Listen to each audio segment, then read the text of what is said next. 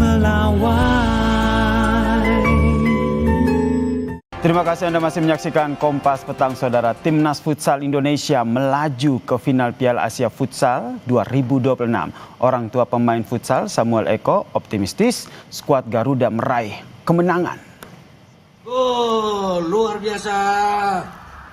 Santoso Tampung Bolon, Saudara, ayah dari Samuel Eko, mengaku senang dan juga bangga atas penampilan anaknya dan para pemain timnas lainnya saat mengalahkan Jepang 5-3 di semifinal.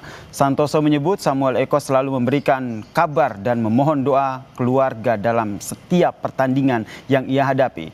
Santoso yakin timnas bisa meraih kemenangan di laga final nanti.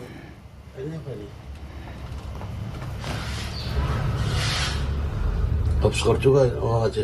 Mohon dukungan doa untuk menghadapi Iran di final nanti jam 7 malam. Semoga sejarah ini akan muncul di bawah Hector Suto. Indonesia punya sejarah baru jadi juara Asia